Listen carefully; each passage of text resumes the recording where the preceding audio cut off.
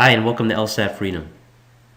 In this video, we are going to talk about how to score a 180 on the LSAT.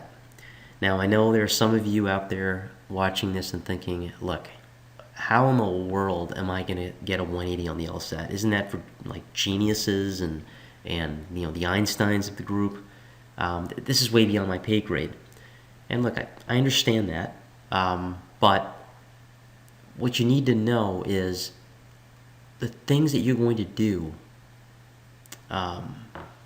when trying to score a 160 or a 170 on the LSAT.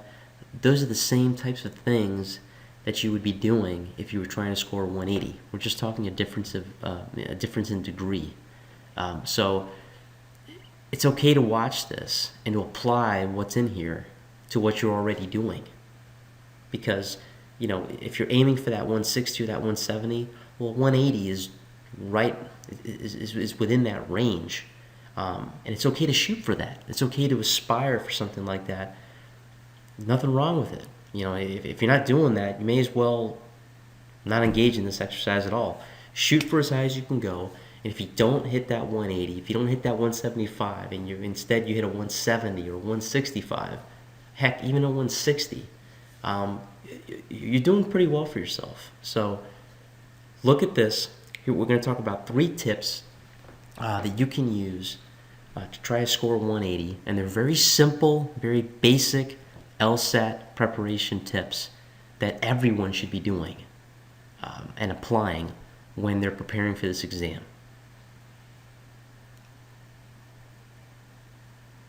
Right, number 1. This exam, if you don't know this already, you really should. But this exam it's all about the logic. It's an exam that tests you on logical principles, and there's 20 some different principles that the exam actually tests, and you need to become familiar with those principles. You need to understand them. You need to learn them. You need to be able to apply them, and if you can do all that, the exam is going to be a lot easier for you. This is an exam that a lot of people have never seen before. And so if they've never had any exposure to these principles, and you try to take this exam using superficial strategies and gimmicks, you're not going to get very far, because you're not going to understand what underlies the questions. So if you've never heard of logic, you've never used it, you've never really understood how it works, you're probably asking, well, what is logic? Logic, very simply put, it's 2 different things. It's the study of modes of reasoning, and it's also the use of valid reasoning. And the word reasoning here is key. You need to understand what reasoning is. Logic is often used in many intellectual subjects like philosophy, political science, English, mathematics even. And so it's also a tool used to evaluate arguments, to point out the fallacies that exist in arguments, and that's where logic becomes very relevant on the LSAT. So, an explanation and exploration of what logic is beyond the scope of this video, but the point is you need to understand what logic is and how it works and how it's applied. And so in your LSAT preparation, you really need to focus on learning logic and how it manifests itself on the LSAT. And if you ultimately understand logic, you will understand the LSAT. The LSAT will be your friend if you understand the various logical principles that the exam tests you on. All right, our second tip is certainly not some silver bullet. This has been bandied about. You should have heard this before in preparing for the LSAT, and it should be a central focus of your preparation, and that, simply put, is practice. They say practice makes perfect, and it really does. With the LSAT, you have got to practice as much as possible. And by practice, we mean 2 different things here, but they're both very related. And that is, you need to practice with real LSAT questions, and you need to do so under timed conditions, okay? Real LSAT questions, that helps you understand and predict what the next LSAT is going to look like, which is the one that you will ultimately be taking. So if you practice with real LSAT questions that have been used on recent exams, you will be able to become more familiar with what is going to be on the next exam. And then timed conditions. Look, this is an exam that is given under timed conditions, so you need to practice under similar conditions. Otherwise, you're going to be in for one heck of a curveball on exam day. So if you've got 30 or 35 minutes per section, you should sit down and do a section under similar conditions. Time yourself and stick to it and be disciplined. Don't cheat and spend 5 minutes, daydreaming about, when you can buy your tickets to go see The Hobbit or something like that. Don't do that. Sit down, take the exam under timed conditions, and do as many exams under similar conditions as possible. And this is why.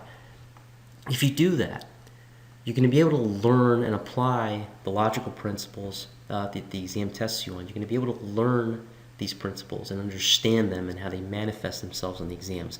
But more importantly, you're going to become familiar with the exam. If you sit there and you take 20 practice exams leading up to exam day, you're going to become very, very familiar with the exam. And then when you sit down on exam day, let me tell you something. It's going to be like second nature to you. It's going to be like riding a bicycle. And that's the important thing to remember. The more familiar you become with the exam through practice exams taken under timed conditions, the more relaxed you will be on the day of the exam, and the more it will seem like second nature to you. So that's the key thing here with practicing. It's not only does it help you learn the material, but it helps familiarize yourself with the actual test. All right, our third and final point. Again, this is something that you've probably learned before in other areas of study. So this shouldn't be new to you, but if you want to improve and you want to excel at something, you should isolate your weaknesses and then improve them.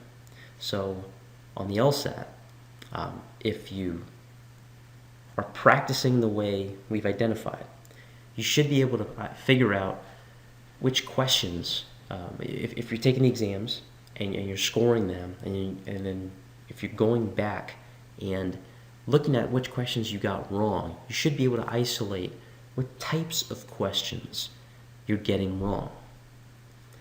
And again, this exam, because it tests you on certain logical principles, the questions come in various shapes and sizes, so they can be grouped into categories. So you should be able to isolate, more often than not, what types of questions you're getting wrong.